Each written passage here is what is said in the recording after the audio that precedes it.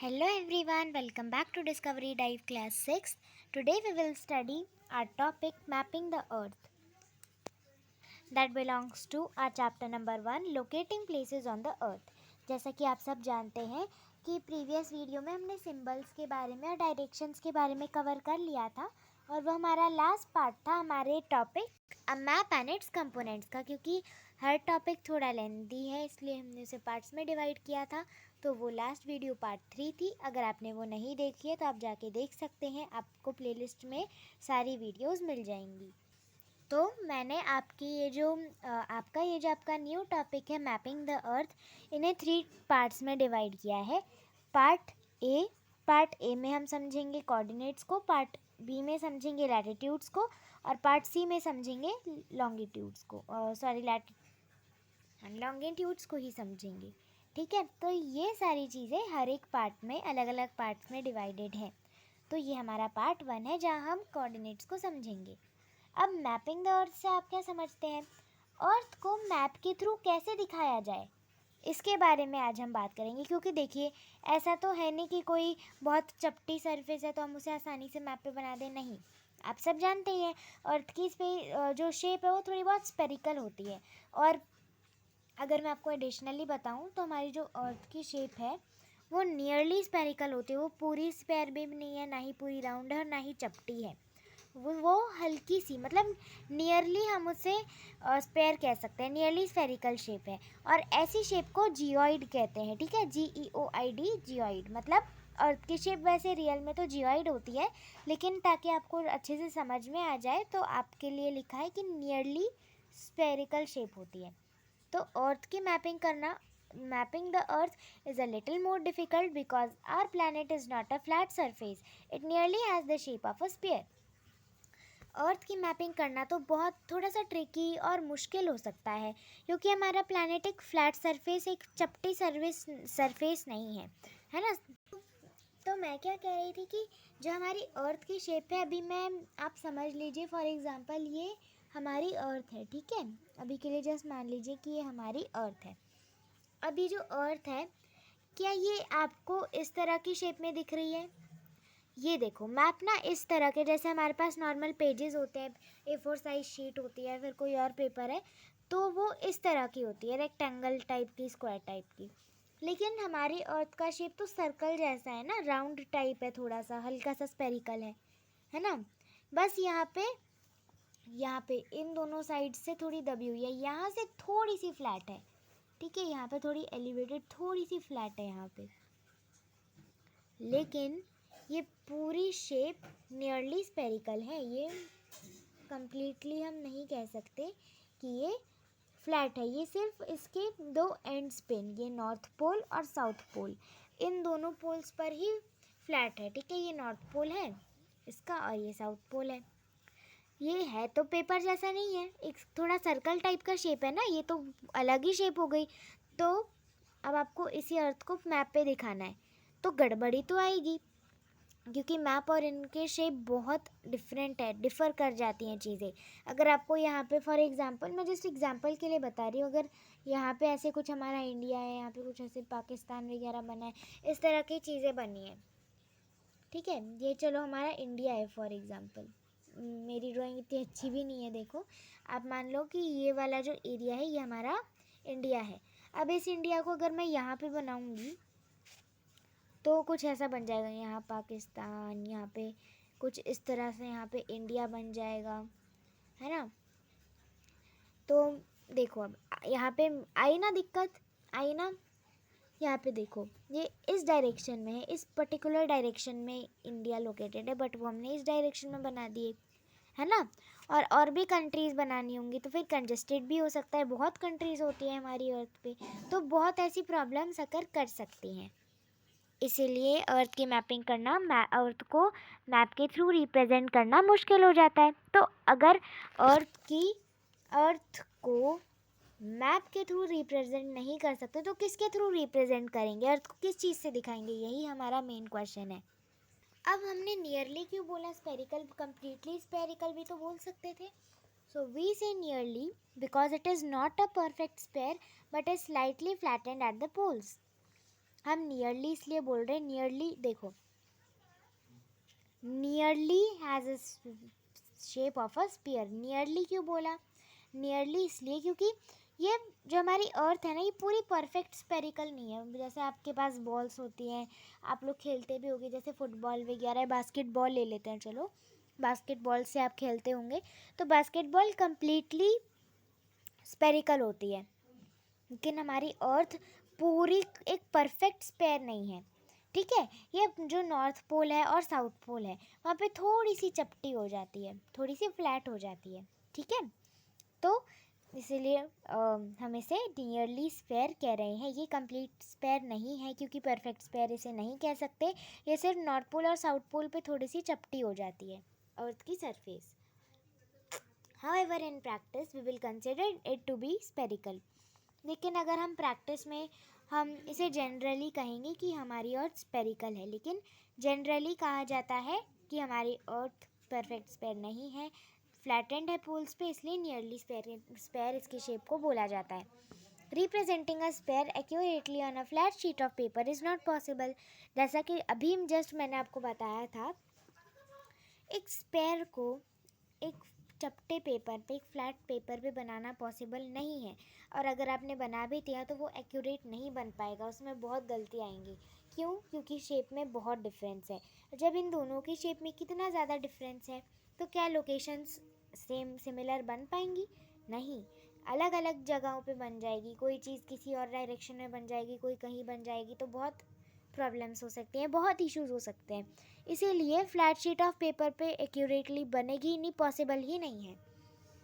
To understand why, peel an orange in such a way that you have just 3 or 4 large pieces of the skin. Then try and flatten them on a table. You will see that you cannot do it without tearing them at the edges. अब आपको अगर ये समझना है कि आखिर क्यों हम एक स्पेयर को एक फ्लैट शीट ऑफ पेपर पे क्यों नहीं बना सकते, अगर आपको इस बात पर यकीन नहीं है, तो आप ये एक्सपेरिमेंट कर सकते हो ये समझने के लिए क्यों ऐसा होता है। आपके पास ऑरेंज है, संतरा है घर पे, तो ऑरेंज को या संतरा जो भी आप कहना चाहो, ऑरेंज का जो छिलका है, जो ऑरेंज के ऊपर जो राइंड होता है ना, जो ऑरेंज का जो छिलका होता है उसे राइंड कहते हैं, तो राइंड को पील करना है। लेकिन ऐसे ही नहीं उतारना है ऑरेंज का छिलका, ऐसे तरीके से निकालना है ऑरेंज का छिलका कि आपके पास जो उसकी स्किन है, मतलब जो छिलका है ऑरेंज का, उसके आपके पास सिर्फ 3 या फिर 4 ही बड़े बड़े पीसेज हों छिलके के। ठीक है, ऑरेंज को आपको थोड़े बड़े तरीके से मतलब पील करना होगा, एक ऐसी क्लिप में करना होगा कि जैसे आपके पास फॉर एग्जाम्पल यहाँ पे आपको एक ऑरेंज लेना है। ठीक है, ये आपका मान लो ऑरेंज है, ये स्पेरिकल शेप का ही होता है, मेरे से अच्छे से बना नहीं है। आप मानो कि ये इसकी शेप कैसी है, आपको इसे मानना है कि ये स्पेरिकल है। ठीक है, स्पेरिकल, ठीक है, स्पेरिकल है ये। अब ये जो ऑरेंज है, इसको आपको यहाँ पे आप देखोगे, ये हमारे पास ऑरेंज एक तरीके से है, इसके आपको छिलके निकालने हैं, जिसके ऊपर ये छिलके लगे हैं ना, इस छिलकों को निकालना है, और इस तरह से निकालना है कि आपको जो छिलका मिलेगा उसके 3 या 4 बड़े बड़े पीसेस मिले। जैसे एक छिलका बड़ा यहाँ से निकाल दिया, एक तरह से आपने यहाँ से बहुत बड़ा छिलका निकाल दिया, यहाँ से बड़ी तरह से आपने पील किया, यहाँ से आपने ज़्यादा पील किया ताकि आपको बड़ा छिलका मिले, तो इस तरह से आपको 4 पीसेस मिल जाएंगे। नहीं समझ में आया तो आप एक बार ये क्लिप देखिए कि किस तरह से आप ये कर सकते हैं। अब देखो, इस तरह से आपको ऑरेंज का छिलका निकालना है कि आपको इस तरह से 3 या 4 बड़े बड़े पीसेस मिले उस ऑरेंज के राइंड यानी छिलके के। अब ये जो आप इसकी कर्व शेप देख रहे हो, इसका मतलब है ये फ्लैट नहीं है ना। अब आपको इसके बाद क्या करना है, इसके छिलके निकालने के बाद उसको इस तरह से टेबल पे फैला देना है, जैसा आप इस पिक्चर में देख पा रहे हैं। अब अगर आप ये इसको देख पा रहे हो, तो ये जो यहाँ पे मार्क किया हुआ है ये ऑरेंज का पीस, ये पूरा कह सकते हैं फ्लैट नहीं है। अगर आप इसे टेबल पे इस तरह से पीस देते, इसे दबा देते, टेबल पे फ्लैटेंड कर देते, और अगर ये पूरी तरह से टेबल पे फैल जाता, फ्लैटेंड हो जाता, तो हम कह सकते थे कि हाँ, हम पेपर पे इजीली ड्रॉ कर सकते हैं एक अर्थ को, क्योंकि ऑरेंज का शेप अर्थ जैसा ही होता है, ऊपर से और नीचे से, टॉप एंड बॉटम से थोड़ा बहुत फ्लैटेंड होता है ऑरेंज, है ना। तो जैसे कि अब आप इस पिक्चर में देख पा रहे हैं, ये अच्छी तरह से नीचे नहीं बैठा है, ये अभी भी थोड़ा उभरा हुआ है, थोड़ा सा उठा हुआ है ये छिलका। इसका मतलब कि हम अर्थ को एक फ्लैट शीट ऑफ पेपर पे रिप्रेजेंट नहीं कर सकते। अब समझ में आया आपको? चलिए अब देखते हैं यहाँ पे क्या आपको गिवन है। अब आप देखोगे कि आप इसको अच्छे से नहीं कर पा रहे हो, और without tearing them at the edges, जब तक आप उसके एजेस या उसके कॉर्नर्स पे उसे टीयर नहीं करोगे तब तक आप ये नहीं कर सकते, है ना। और यही हमें ये प्रूव करता है कि सच में हम एक फ्लैट शीट ऑफ पेपर पे एक्यूरेटली नहीं बना सकते अर्थ को। Now consider a globe which is a sphere on which a map is drawn. अब आपको एक ग्लोब कंसिडर करना है। ग्लोब क्या होता है? ग्लोब अर्थ का ही एक तरह का मॉडल होता है। जैसी अर्थ दिखती है ना, अर्थ की तरह ही दिखने वाली ये एक मॉडल होता है जिसके थ्रू हम अर्थ को इजीली देख सकते हैं। मतलब अर्थ की जो लोकेशंस हैं उनको अच्छे से पिन पॉइंट कर सकते हैं, और ये हमें अर्थ की एक बेटर अंडरस्टैंडिंग दे सकता है एक पेपर से। तो ग्लोब कुछ इस तरह का दिखता है, तो है ना ये अर्थ जैसा। जैसा अब आप ये पिक्चर देख पा रहे हैं, तो ये बिल्कुल एक ग्लोब है ना। क्यों? क्योंकि ये देखिए, यहाँ से भी ये थोड़ा फ्लैटेंड है और यहाँ से भी फ्लैट शेप का है ना। ये हमारा होता है नॉर्थ पोल और ये होता है हमारा साउथ पोल, ठीक है। तो ये नॉर्थ और साउथ पोल से बिल्कुल क्या है? फ्लैटेंड है। और साथ में हमने क्या क्या देखा था? और कि ये अर्थ की एक स्पेरिकल शेप भी होती है। तो ये आप देख पा रहे हैं, ये अर्थ की शेप बिल्कुल स्पेरिकल है, ठीक है। मैं पूरा अच्छे से नहीं बना पा रही हूँ, बट आप अर्थ के बॉर्डर्स को देखिए, ये बिल्कुल अर्थ जैसी ही एक शेप है, स्पेरिकल शेप है, ठीक है। इसलिए हम कह रहे हैं कि ये ग्लोब अर्थ को ज़्यादा अच्छे से रिप्रेजेंट कर पाएगा।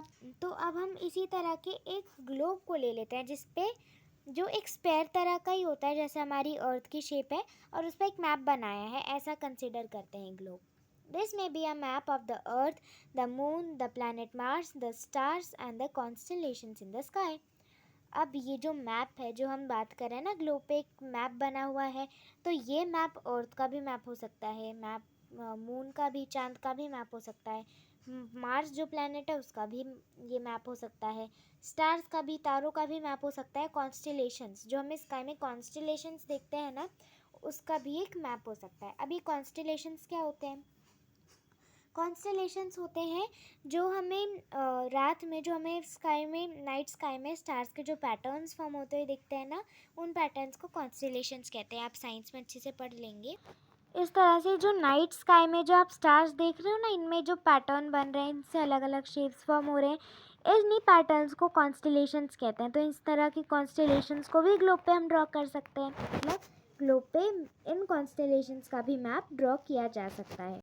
तो ये मैप, जो आप अर्थ का मैप, ये मैप ग्लोब पे जो मैप बना रहे हैं, ये किसी भी चीज़ का हो सकता है, चाहे अर्थ का हो, चांद का हो, मार्स का हो, स्टार्स का हो, या इन स्टार्स से फॉर्म होने वाले कॉन्स्टलेशंस का ही क्यों ना हो। Even the physical object like the one shown in the drawing, even on the next page, is a sphere that is generally made of metal, plastic और cardboard। अब अगर आपको फिजिकल ऑब्जेक्ट देखना है, आपको फिजिकली प्रैक्टिकली देखना है कि ग्लोब कैसा होता है, तो आपको एक ड्राइंग की तरह या फिर एक डायग्राम की तरह कह लीजिए, नेक्स्ट पेज पे आपको दिखेगा। आपको एक ये जो ग्लोब है ना, एक स्पेयर की तरह दिखेगा, जो जनरली मेटल से बना हुआ है, प्लास्टिक से बना है, या गत्ते या कार्डबोर्ड से बना हुआ है, ठीक है।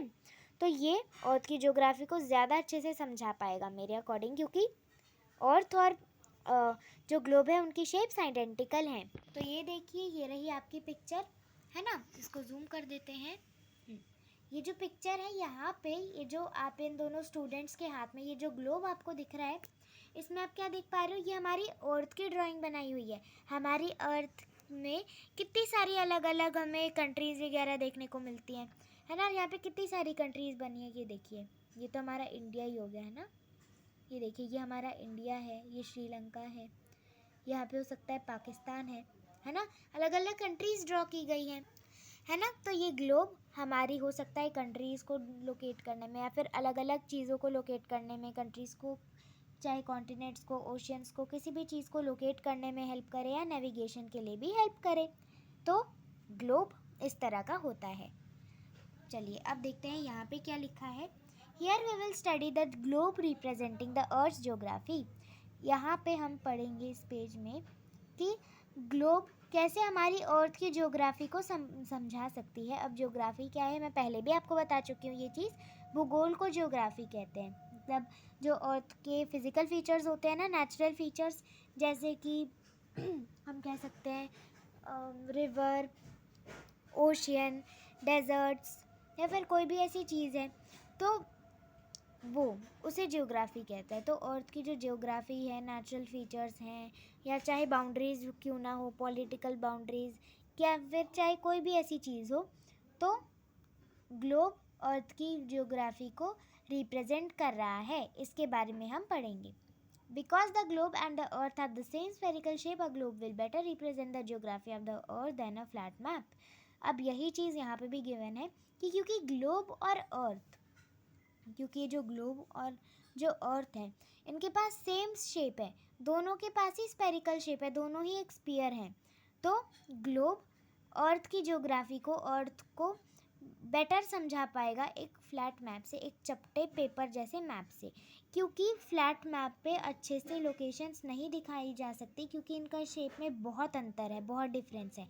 लेकिन ग्लोबल अर्थ की शेप में तो कोई जैसा खास डिफरेंस है नहीं, दोनों बिल्कुल सेम शेप सी हैं। तो इसलिए इनकी ज्योग्राफी को, अर्थ की ज्योग्राफी को ग्लोब ज़्यादा अच्छे से समझा पाएगा। Let us now explore some of its features. अब इसी ग्लोब के कुछ फीचर्स को चलिए एक्सप्लोर करते हैं। अब हम ग्लोब में ऐसी क्या क्या फीचर्स का यूज़ करते हैं जिससे हम अर्थ पे कोई भी एक स्पेसिफिक लोकेशन लोकेट कर पाएँ, तो उन इसी चीज़ के बारे में, इन्हीं फीचर्स के बारे में अब हम पढ़ेंगे। और ये शुरू होता है हमारा a topic, understanding coordinates. Imagine a big market in a city or town with neat rows of shops all the same size. अब आपको इमेजिन करना है कि आप किसी बहुत बड़े मार्केट में हो, किसी शहर या किसी टाउन में, बहुत बड़े मार्केट में हो, ठीक है, बहुत बड़े मार्केट में। और उस मार्केट में क्या क्या है, रोज़ शॉप्स की रोज़ लगी हुई है, मतलब शॉप्स की अलग अलग रोज़ हैं, जहाँ पे कुछ शॉप्स हैं जैसे first row, second row, third row, fourth row, fifth row, इस तरह से। और सारी रोज़ या फिर सारी शॉप्स सेम साइज़ के, एक ही साइज़ के हैं। अब you want to meet a friend at your stationery shop inside the market. आपको अपनी दोस्त से मिलना है स्टेशनरी शॉप पे जो मार्केट के अंदर है, लेकिन आप कैसे बताओगे, कैसे पता चलेगा कि कौन सी शॉप पे उसे जाना है। आप अपने फ्रेंड को बुला रहे हो कि मुझे स्टेशनरी शॉप पे मिलो तुम, तो वो कैसे आएगी स्टेशनरी शॉप पे, क्या कैसे आएगा वो, है ना। वो उनको कैसे पता चलेगा कि आप कौन से शॉप पे हो। तो क्योंकि सेम ही सारी शॉप्स का साइज़ है ना, सेम ही रोज़ है, तो सेम ही कॉलम्स है, तो फिर दिक्कत आएगी। तो इसमें वो क्या कर सकते हैं, आप क्या कर सकते हो, उसे नंबर ऑफ़ शॉप बता सकते हो, आप नंबर ऑफ़ रो बता सकते हो, फर्स्ट रो में सेकंड मार्केट में आ जाओ, इस तरह से बता सकते हो, है ना। But your friend does not know where the shop is. आपकी फ्रेंड को लेकिन पता ही नहीं है कि शॉप कहाँ है, तो आप कैसे बताओगे। So you would give directions like, तो आप उसे डायरेक्शंस दे सकते हो, मतलब दिशाएं बता सकते हो कि कहाँ किस रो में मिलना है, किस टाइम पे मिलना है, किस शॉप पे मिलना है, किस नंबर की शॉप पे मिलना है। तो meet me at 6 PM at the 7th shop in the 5th row from the entrance. आप इस तरह से कह सकते हो कि मुझे 6 बजे मिलना जो 5th रो है। तो मैं जिस मार्केट के या रो की बात कर रही हूँ, फॉर एग्ज़ाम्पल मुझे अच्छे से भी नहीं पता है अभी, मैं जस्ट आपको एग्जांपल के लिए बता रही हूँ। ये है हमारी फर्स्ट रो, ठीक है, यह है फर्स्ट रो। इसके बाद ये है सेकेंड रो और इस तरह से third row, fourth row, fifth row, sixth row, seventh row, eighth row, ninth row, तो कितनी सारी रोज़ हैं, ठीक है। तो ये अब आपको बताना है कि आप कौन सी शॉप पे हो, ठीक है। तो आपने क्या कहा कि मैं फिफ्थ रो की 7th शॉप पे हूँ, तुम वहाँ पे मुझे मिलो, ठीक है। मैं 5th रो की 7th शॉप पे। अब यहाँ पे जल्दी से ढूंढते हैं 7th रो का पे 5th रो का है 1 2 3 और 3 4 5 6 7, यह 7th रो। और यहाँ पे मार्केट्स होंगी 1 2 3 4 5 6 7। तो ये जो लास्ट वाली ये जो 7th मार्केट है, तो मुझे यहाँ पे मिलना है, ये है स्टेशनरी शॉप, ठीक है। तो मुझे इसी पॉइंट पे मिलना है। तो ये किसने कहा? ये आपने कहा अपने फ्रेंड को कि तुम इस तरह से आ जाना और मुझे इस शॉप स्टेशनरी शॉप पे मिल जाना। और ये आप कहाँ से बता रहे हो? फ्रॉम द एंट्रेंस, मतलब जैसे ही तुम बहुत जो हमारे सिटी में इतना बड़ा मार्केट रखा है मतलब लगा हुआ है ना, जब तुम उसकी एंट्रेंस से अंदर आओगे, एंटर करोगी या करोगे, तो तुम्हें क्या दिखेगा कि वहाँ पे बहुत सारी शॉप्स हैं, बहुत सारी रोज़ है। तो वहाँ पे 5th रो में 7th शॉप पे मैं तुम्हारा वेट कर रही होंगी, वहाँ पे आ जाना। This will allow your friend to precisely determine your location. और बिना ये बताए कि स्टेशनरी शॉप है, क्योंकि बहुत सारी स्टेशनरी शॉप्स हो सकती है, आप किसी स्पेसिफिक स्टेशनरी शॉप पे गए होंगे, तो ये क्या, इससे क्या होगा, आपकी फ्रेंड को अच्छे से समझ में आ जाएगा कि किस लोकेशन की आप बात कर रहे हो, और वो आसानी से उस लोकेशन तक पहुंच पाएगी प्रिसाइजली, ठीक है। एक एग्जाम्पल कोऑर्डिनेट्स का ये हो गया। अब दूसरा example, now consider a chess board. अब दूसरे एग्जाम्पल के लिए आपको एक चेस बोर्ड लेना है। आपको क्या लेना है? एक चेस बोर्ड। देखो इस तरह से चेस बोर्ड बनाया भी हुआ है यहाँ पे आपकी बुक में। चेस बोर्ड इस तरह का कुछ होता है। Try to record moves by advanced players. Letters are placed alongside the main pieces from A to H. See the image. आपको क्या करना है? एक चेस बोर्ड लेना है और चेस बोर्ड पे मूव्स को रिकॉर्ड करने के लिए, मतलब एडवांस प्लेयर्स जो खेलने आए हैं, चेस खेलने आए हैं, उनके मूव्स को रिकॉर्ड करने के लिए लेटर्स भी यहाँ पे दिखाए गए हैं। तो आप इमेज देख सकते हैं यहाँ पे। अब ये ऐसा क्यों किया गया है देखते हैं। यहाँ पे सारे लेटर्स लिखे हैं ABCDEFGH, यहाँ पे भी लिखे हैं ABCDEFGH, यहाँ पे भी लेटर्स हैं, यहाँ पे भी लेटर्स हैं। यहाँ पे काउंटिंग नंबर्स हैं 1 2 3 4 5 6 7 8, यहाँ पे भी काउंटिंग नंबर्स हैं 1 2 3 4 5 6 7 8, है ना। तो यहाँ पे नंबर्स हैं, यहाँ पे लेटर्स हैं। ऐसा क्यों किया? मूव्स को प्रिसाइजली रिकॉर्ड करने के लिए। जैसे मान लो ये मेरे पास क्या है, ये मेरे पास एक चलो ये मेरे पास जो घोड़ा है ये वाला, ठीक है। ये जो घोड़ा है, अगर इस घोड़े को मैं यहाँ पे ले आऊँगी तो मैं कैसे करूँगी? मैं कैसे बता पाऊँगी कि अब इस घोड़े को जब मैंने इस पॉइंट पे रख दिया तो मैं क्या कहूँगी कि इस घोड़े ने कैसा मूवमेंट किया है?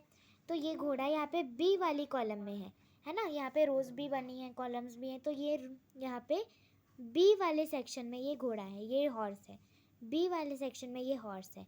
अब क्योंकि यहाँ पे आ गया तो यहाँ पे 2 3, मतलब ये 3B में आ चुका है, ठीक है। अब इसकी पोजीशन क्या हो गई है? 3B हो चुकी है। तो अब ये 3B वाले सेक्शन में रखा हुआ है, ठीक है। इस तरह से मूवमेंट को रिकॉर्ड किया जाता है, ठीक है। आप इमेज में देख सकते हैं, लेटर्स भी हैं एंड नंबर्स भी हैं फ्रॉम 1 to 8, आप यहाँ पे देख सकते हैं। This simple system allows players to mark each square and record every move.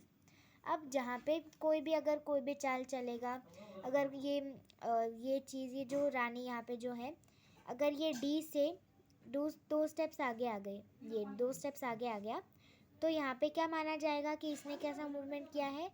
D5 या फिर 5D कह सकते हैं। 5D इसका अब सेक्शन, इसका स्क्वायर अब हो चुका है। इससे क्या होता है, ये जो सिंपल सिस्टम है चेस का, ये प्लेयर्स को अलाउ करता है समझने के लिए कि किस ईच स्क्वायर पे कैसा मतलब मूव है, कैसे उसे रिकॉर्ड किया जाए, मतलब हर एक स्क्वायर को कैसे मार्क किया जाता है और हर मूव को कैसे रिकॉर्ड किया जाता है। Here the white side has just opened the game by moving the queen's pawn 2 squares forward, a very common opening. So the pawn is said to have moved from D2 to D4. अब यहाँ पे आप जो white side देख रहे हो, यहाँ पे ये जो वाइट साइड्स है, वाइट चेकमेट्स यहाँ पे रखी हैं, तो ये वाइट साइड में बस गेम को ओपन किया गया है। क्वीन के पॉन को, जो क्वीन है, ये रही क्वीन का ये जो पॉन है, अगर ये 2 स्क्वायर्स आगे चली गई, ये क्वीन अगर 2 स्क्वायर्स आगे चली गई 1 2, तो ये 3D में आ जाएगी, 3D हो जाएगा इसका मूवमेंट, है ना। तो एक बहुत कॉमन ओपनिंग होगी। तो ये जो पॉन है, इसे कहा जाएगा कि ये कहाँ से मूव किया है इसने? D2 से D4।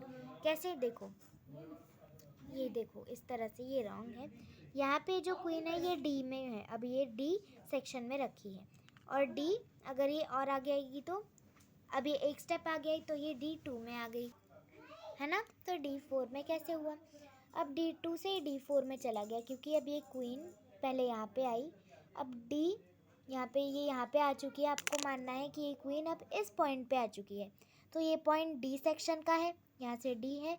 और अगर हम यहाँ से रो देखें इसकी, या फिर रो नहीं कॉलम देखें, कॉलम है इसकी 2 और रो है इसकी D, तो D2 से ये D4 में कैसे गई, यहाँ से। अब इसने एक स्टेप और आगे चला, ठीक है, 2 स्टेप्स और आगे चल के 4 पे आ गई, तो ये D कॉलम इसका सेम रहेगा लेकिन इसकी रो बदल जाएगी।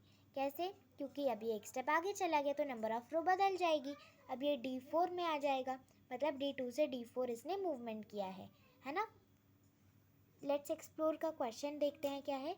Using the same terms write down your move if you play black and respond with the same move. अब आपको क्या करना है, आपको सिंपल टर्म्स में, सेम टर्म्स में लिखना है। जैसे आपको यहाँ पे गिवन था ना कि किस तरह से D2 से D4 मूवमेंट किया गया, कैसे हम हर एक स्क्वायर का मूवमेंट रिकॉर्ड करें, तो इसी टर्म्स का यूज़ करके, इन्हीं सेम टर्म्स का यूज़ करके आपको अपनी एक चाल लिखनी है कि आप किस तरह से मूवमेंट शो करते हैं। अगर आप ब्लैक होते, ठीक है, ये तो हमें वाइट सेक्शन का दिया था, आपको ब्लैक सेक्शन का बिल्कुल भी एक भी कोई चेकमेट हिला हुआ नहीं दिख रहा है, आपको ब्लैक वाले सेक्शन का खुद से करना है, सेम मूवमेंट करना है, ठीक है। और वो आप कैसे करोगे उसका प्रोसेस भी आपको लिखना है।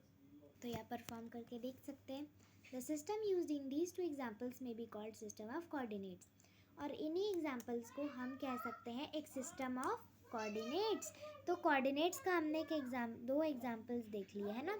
अब ये कोऑर्डिनेट्स क्या है और ये कैसे फॉर्म होते हैं, लैटिट्यूड्स क्या है, लॉन्गिट्यूड्स क्या है, ये सब ना आपको एक्टिविटीज़ के थ्रू समझाए गए हैं। और इन एक्टिविटीज़ को फॉर्मली समझने के लिए मैं आपके लिए इससे नेक्स्ट एक वीडियो लेकर आऊँगी जिसमें मैं आपको लैटिट्यूड्स, लॉन्गिट्यूड्स और कोऑर्डिनेट्स को अलग से एक्सप्लेन करूँगी।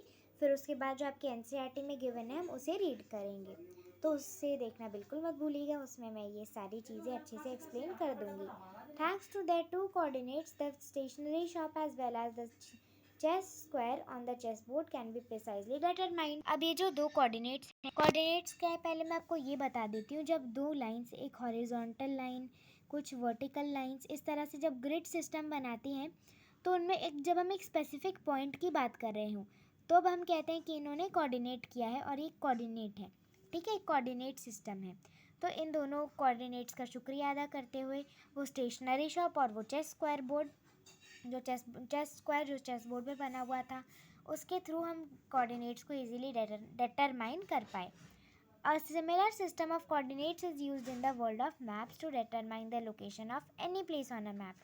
ये जो सिमिलर कोऑर्डिनेट्स का इस सिस्टम है, इसी तरह का जो सिस्टम है कोऑर्डिनेट्स का, ये मैप्स की दुनिया में, नक्शों की दुनिया में यूज़ किया जाता है किसी मैप पे किसी भी पर्टिकुलर जगह की लोकेशन डिटरमाइन करने के लिए, नेविगेट करने के लिए। Let us see how the system works. अब ये सिस्टम देखते हैं कि ये कैसे काम करता है और इसके आगे के फीचर्स जानकर हम ये बता पाएंगे। तो नेक्स्ट फीचर्स हम हमारी नेक्स्ट वीडियो में कवर करेंगे जिसमें हम इन तीनों टॉपिक्स को बहुत ढंग से, बहुत अच्छे से समझेंगे। Thank you so much.